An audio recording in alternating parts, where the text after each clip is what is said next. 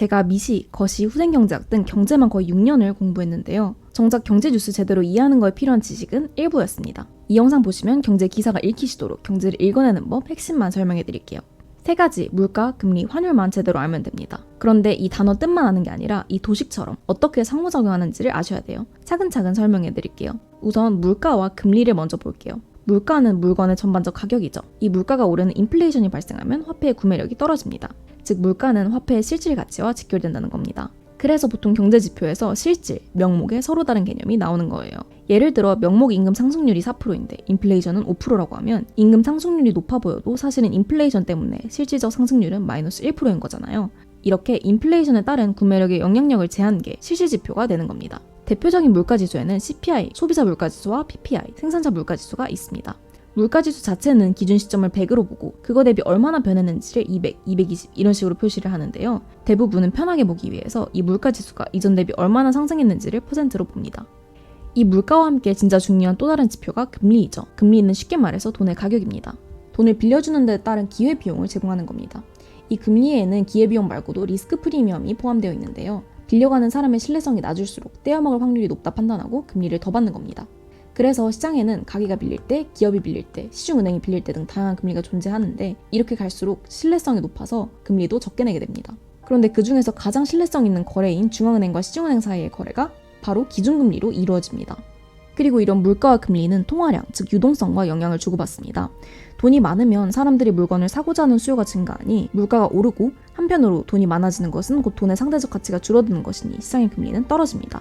물론 의도되지 않은 유동성 증가, 즉 통화량 증가로 물가가 오르면 시장에서는 금리 하락 압력을 받는 한편 정책 당국은 정책 금리를 높여서 유동성을 줄이고 싶어 하겠지만요. 즉 통화량 증가 자체는 시장에 금리 하락 압력을 주고 금리를 하락시키고 싶을 때 의도적으로 통화량을 증가시키기도 합니다만 유동성이 너무 증가해서 물가가 오르면서 인플레이션이 심해지면 이걸 잡으려고 중앙은행이 금리를 올릴 수도 있다는 겁니다. 상호작용이 양방향으로 꽤 복잡한 거죠. 이 물가와 금리가 중요한 이유는 금리 결정에 증시가 엄청나게 반응하기 때문도 있지만 금리가 물가를 조정하는 도구로 쓰이고 물가는 직접적으로 우리 생활에 큰 영향을 주기 때문입니다. 이 물가가 얼마나 중요하냐면요. 미국의 중앙은행, 연준의 2가지 목표는 완전 고용과 물가 안정입니다. 심지어 한국은행은 물가 안정 단 하나만을 목표로 하고 있고요. 이렇게 중요한 만큼 중앙은행이 어떻게 물가 안정을 달성하는지 그 정책을 이해하는 게 중요합니다. 중앙은행이 물가를 조정할 때 쓰는 대표적 도구가 기준금리를 조정하는 것과 채권을 매매하는 겁니다.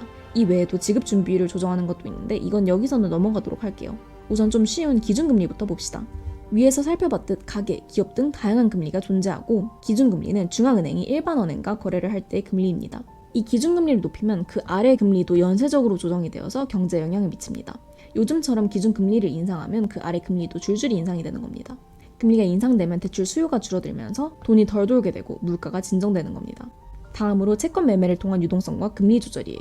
공개시장 운영과 양적 완화 혹은 양적 긴축이 있는데요. 채권을 사면 유동성이 증가하고 금리는 하락 압력을 받습니다. 이 유동성 증가가 왜 금리로 이어지는지는 앞에서 이미 보셔서 이해가 되실 거예요. 그런데 채권을 사면 왜 유동성이 증가하는지가 조금 헷갈리실 수 있는데요. 이거는 채권이 기준이 아니라 채권을 사고 팔았을 때 현금으로 생각해 주시면 이해가 편하십니다. 채권을 팔았다는 것은 현금을 받은 것이니 유동성을 흡수한 겁니다. 반대로 채권을 샀다는 것은 현금을 내놓은 것이니 유동성이 늘어나는 것. 이 때문에 채권을 사면 유동성이 증가하고 채권을 팔면 유동성이 감소하는 겁니다. 그런데 이 공개시장 운영과 양적 완화 혹은 양적 긴축은 조금 차이가 있어요. 우선 핵심 목표에 이렇게 차이가 있고요. 공개시장 운영은 여기만 표시가 되어 있지만 양적 완화와 양적 긴축은 다 표시가 되어 있는 것을 보실 수 있어요.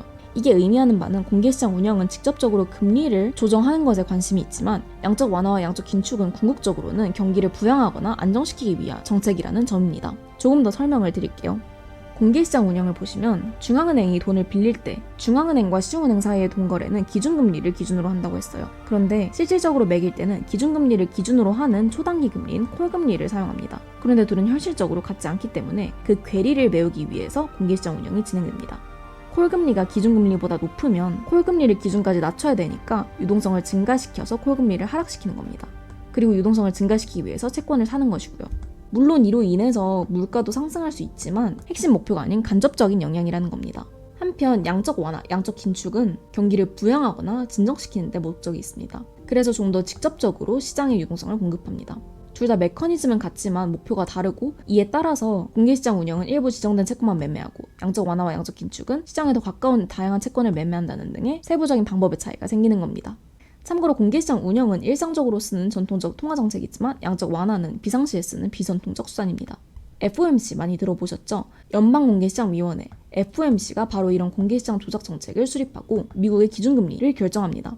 그러니까 모든 투자자들이 주목을 할 수밖에 없는 거고요. 그리고 CPI 등 물가지수 발표에 주의를 기울이는 것도 이런 기준금리 결정이나 통화정책 수립에 영향을 미칠 것이기 때문에 그렇게 주목을 하는 겁니다.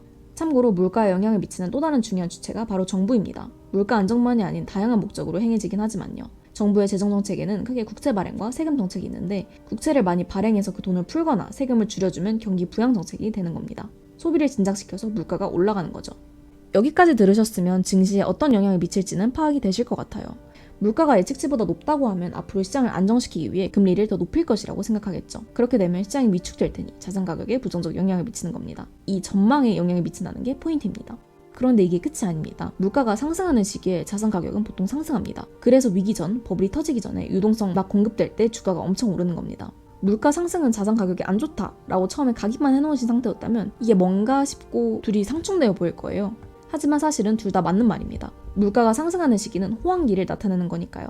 단기적으로 보면 인플레이션이 문제가 된다고 판단을 하면 금리를 올릴 가능성이 높고 그러면 침체가 올 수 있다는 전망에 증시 가격이 떨어진 겁니다. 하지만 한편으로 좀 더 중장기로 보면 애초에 그 금리를 올리게 된 배경에 물가 상승 호황기가 있다는 겁니다. 결국 금리의 서로 다른 영향에 다르게 주목한 건데요. 이 사례의 경우 금리가 경기에 미치는 영향을 본 거고 이 경우 경기 변동에 대한 대처 도구로서의 금리를 본 겁니다. 결국 타임프레임만 다를 뿐 같은 결의 얘기인 거죠. 즉 이렇게 어떤 지표는 어떤 것에 영향을 주면서도 어떤 것에 대한 대응의 결과일 수 있어서 서로 복잡하게 얽혀있는 겁니다. 더 큰 그림을 보려면 메커니즘을 이해해 주셔야 되는 이유예요. 자, 이제까지 열심히 물가와 금리를 봤는데요. 하나가 더 남았죠. 거시적으로 국가 간 환율도 중요합니다. 환율은 국가 간 화폐의 교환 비율입니다. 1달러당 1,300원 교환하는 비율이 환율이죠. 그런데 주의하실 점은 환율과 원화 가치는 서로 반대입니다. 환율이 오르면 원화 가치는 내려간다는 거예요. 이 이유는 1달러당 1,300원이라는 이 환율은 달러를 기준으로 한 표시이기 때문입니다.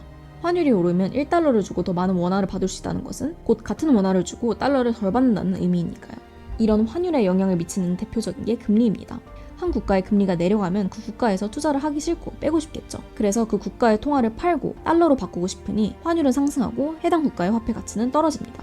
그렇다면 환율이 증가하면 어떻게 될까요? 금리가 내리면 환율이 오른다고 했는데 환율이 오르면 외국 자본이 유출될 수 있어요. 해당 국가에 투자하려고 했는데 그 국가의 화폐 가치가 떨어진 거니까요. 그리고 수출이 유리하고 수입이 불리해집니다. 환율이 1달러당 1,300원에서 2,600원이 됐다고 가정을 하시면 국내에서는 1,300원짜리인 것을 1달러에 팔다가 이제는 0.5불에 팔 수 있게 된 겁니다. 수출 경쟁력이 증가하는 거죠. 반대로 수입은 1불짜리를 1,300원에 들여왔는데 이제는 같은 거를 2,600원에 들여와야 되니까 수입 물가가 비싸지고 불리해진 거죠. 그러면 환율이 증가하면 증시에는 어떤 영향을 미칠까요? 환율 증가의 두 가지 영향을 둘 다 봐줘야 됩니다. 원래는 수출이 유리해진다는 효과로 환율이 오르면 수출 중심인 한국은 수출기업 실적이 좋아져서 주식이 오르는 게 추세였어요. 하지만 외국인 투자자의 힘이 강해져서 그 정비례 경향이 깨진 상태이고 요즘은 외국 자본 유출의 영향을 더 크게 보고 있어요. 물론 이것도 절대적인 것은 아니라서 상황을 잘 보셔야 됩니다. 환율은 변수가 훨씬 더 많아서 금리 차로만 결정되는 것은 절대 아니거든요. 자, 그러면 이제 실전편입니다. 앞에서 살펴본 기본에서 조금 더 확장되어 설명을 드리며 제가 어떻게 분석하는지를 보여드릴게요. 8월 FOMC 이후의 기사인데요. 금리의 추가 인상 여지를 확인했다고 합니다. 어떻게 될까요? 금리 인상을 한 게 아니더라도 앞으로 인상할 것이라는 전망이 생기겠죠. 그러면 주식은 하락합니다. 금리 인상에 따른 시장 위축이 예상되니까요. 채권 가격도 떨어지는데요. 이거는 추가적인 설명을 해드릴게요. 채권은 돈을 빌렸다는 차용 증서입니다. 시장의 금리가 5%일 때 100원을 빌리면서 1년 뒤 이자 10%를 준다는 채권을 발행했다고 해볼게요. 그럼 그 이자율 10%는 채권 발행 시부터 고정이 되어 있는 표면 금리입니다. 그런데 만약 시장의 금리가 갑자기 15%로 올랐다고 해볼게요. 그러면 사람들은 굳이 10%짜리 채권을 안 사고 15%짜리 예금을 하겠죠. 그러면 정부는 이거를 100원에 팔지 못하고 더 싸게 팔아야 팔리게 될 겁니다. 그래서 금리를 올리면 채권 가격은 낮아지는 거예요. 그리고 채권 가격이 낮아지면 표면 금리는 같기 때문에 상대적인 수익률은 상승합니다. 그래서 여기 10년물 미국채 수익률이 2008년 이후 높은 수준을 기록한 겁니다. 그렇다면 달러는 어떻게 될까요? 강세를 보입니다. 금리를 인상한다는 것은 그 나라 돈의 가치가 올라간다는 거니까요. 게다가 이거는 외부 상황이지만 중국의 침체 우려 등 외부의 위기가 예상되면 안전자산으로 고려되는 달러는 더욱 강세를 띠게 됩니다. 달러 강세 얘기가 나오니 이 기사에는 없지만 원화 가치도 생각해 볼 수 있죠. 원화 가치는 상대적으로 낮아지고 환율은 올라갈 겁니다. 추가적으로 유가가 나오는데요. 달러 가치만이 국제 유가에 영향을 주진 않지만 달러와 국제 유가 사이에는 역관계가 있습니다. 왜냐하면 원유가 달러로 거래되기 때문인데요. 환율에서 달러와 원화 가치의 관계와 똑같습니다. 1달러의 가치가 높아지면 그 달러로 살 수 있는 원유는 더 많아지지만 반대로 원유당 내야 되는 달러가 적어진다는 것은 원유 가격은 낮아진다는 겁니다. 자, 여기에서 말씀드리고 싶은 것은 두 가지인데요. 우선 경제 지표와 현상에는 시차가 있고 기대가 선반영되고 난다는 겁니다. 여기에서 금리를 인상한 게 아니라 인상 여지를 확인한 것만으로도 증시를 떨어뜨렸습니다. 기대가 반영이 된다는 겁니다. 이런 선반영을 항상 고려를 해야 됩니다. 어떤 호재를 생각하고 진입을 했는데 선반영이 되었다면 생각보다는 그렇게 안 오를 수 있으니까요. 또 하나는 방법론적인 부분입니다. 기사를 보실 때 이게 왜 이렇지? 하고 그 인과관계를 분석해보는 것이 도움이 많이 되어요. 더 나아가서 그 인과관계를 확장시켜서 어떤 영향을 미쳤을지를 스스로 분석해보는 것도 좋습니다. 예를 들어 금리 얘기만 나왔더라도 환율은 어떨지, 유가는 어떨지 예상해보고 실제로 어떻게 됐는지 다른 기사로 검색을 해보는 겁니다. 예측이 맞았으면 확인이 되는 것이고 예측이 틀렸다고 하더라도 괜찮아요. 다양한 변수가 얽혀 있어서 다른 변수의 영향으로 그랬을 확률이 높으니까 그 변수를 알아내게 되면 또 하나의 케이스 스터디가 머리에 쌓이는 겁니다. 이런 것들이 쌓이다 보면 경제를 보는 눈이 자연스레 생길 수밖에 없어요.